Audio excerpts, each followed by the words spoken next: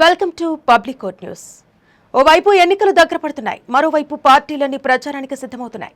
అయితే కాంగ్రెస్ మాత్రం అభ్యర్థుల ఎంపికపై ఇంకా సస్పెన్స్ కొనసాగిస్తోంది. ఖమ్మం, కరీంనగర్, హైదరాబాద్ ఎంపీ టికెట్లు ఇంకా ఓ కొలిక్కి రాలేదు. కానీ ఈ 3 స్థానాలకు టికెట్ కోసం తీవ్రమైన పోటీ నెలకొనున్నట్టు తెలుస్తోంది. దీనిపై కాంగ్రెస్ హైకమాండ్ కూడా తర్జన పడుతోంది.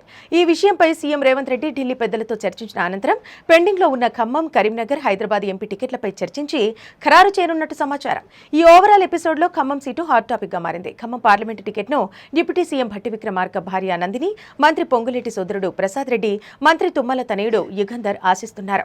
ఈ నేపథ్యంలో ముగ్గురు మంత్రులతో టికెట్ దక్కించుకునేది ఎవరోనని చర్చ నడుస్తోంది. కాగా ఈ ముగ్గురిని కాదని కొత్త వారికి అవకాశం ఇచ్చే యోచనలో అధిష్టానం ఉన్నట్టుంది అనే చర్చ కూడా నడుస్తోంది. అయితే ఖమ్మంలో రేసులో రాయల నాగేశ్వరరావు, మండవ వెంకటేశ్వరరావు, కుసుమకుమార్ ఉన్నట్టు వార్తలు వినిపిస్తున్నాయి. మరోవైపు కరీంనగర్ టికెట్ కోసం ప్రవీణ్ రెడ్డి ప్రయత్నాలు చేస్తున్నారు.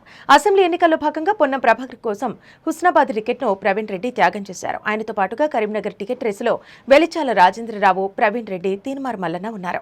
వెలమ సామాజిక వర్గం పట్టున్న కరీంనగర్ సీటులో ఆ సామాజిక వర్గానికి కాంగ్రెస్ టికెట్ ఇవ్వాలనే చర్చ పార్టీలో ప్రముఖంగా వినిపిస్తోంది. ఈ క్రమంలో తనకు టికెట్ ఇస్తారన్న హామీని నిలబెట్టుకోవాలని ప్రవీణ్ కుమార్ రెడ్డి డిమాండ్ చేస్తున్నారు. ఇక ఈసారి ఎన్నికల్లో అందరి దృష్టి హైదరాబాద్ స్థానంపైనే ఉంది. ఎంఐఎం కంచుకోటగా ఉన్న ఈ సెగ్మెంట్ ను ఎలాగైనా గెలవాలని విశ్వ ప్రయత్నాలు చేస్తోంది బీజేపీ. ఊహించని రీతిలో అసదుద్దీన్ మీద పోటీకి మహిళా అభ్యర్థి కొంపెళ్ల మాధవీలతను ప్రకటించింది. ఇదిలా ఉండగా ఇప్పటి వరకు హైదరాబాద్ ఎంపీ స్థానంలో కూడా కాంగ్రెస్ ఇంకా అభ్యర్థిని ప్రకటించలేదు. అయితే కొద్ది రోజులుగా హైదరాబాద్ ఎంపీ స్థానం నుంచి కాంగ్రెస్ అభ్యర్థిగా సానియా మీర్జా పోటీ చేయనున్నారనే వార్తలు చక్కర్లు కొడుతున్నాయి. కానీ దీనిపై కాంగ్రెస్ నేతలు మాత్రం ఎలాంటి కామెంట్స్ చేయలేదు. దీంతో ఇక్కడ కూడా ఎవరు బరిలో నిలుస్తారనేది ఆసక్తికరంగానే మారింది.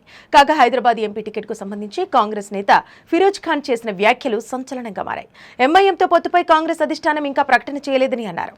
కానీ పరిస్థితులు చూస్తుంటే మాత్రం రెండు పార్టీల మధ్య పొత్తు ఉండేలా కనిపిస్తోందని అభిప్రాయం వ్యక్తం చేశారు. పొత్తు విషయంలో కాంగ్రెస్ హైకమాండ్ ఎలాంటి నిర్ణయం తీసుకున్నా దానికి కట్టుబడి ఉంటారని స్పష్టం చేశారు. ఎంఐఎంకి సపోర్ట్ చేయమని అధిష్టానం ఆదేశిస్తే అసదుద్దీన్ ఓవైసీ గెలుపు కోసం కృషి చేస్తానని తెలిపారు. కేవలం ఎన్నికల వరకే వారికి సహకరిస్తానని, ఎన్నికల తర్వాత ఎంఐఎంపై తన పోరాటం యథావిధిగా కొనసాగిస్తానని తేల్చి చెప్పారు.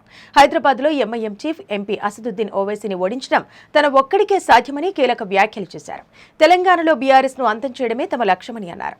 కాంగ్రెస్ ఎంఐఎం అనధికార పొత్తు నడుస్తుందేమోనని పొలిటికల్ సర్కిల్లో టాక్ నడుస్తోంది.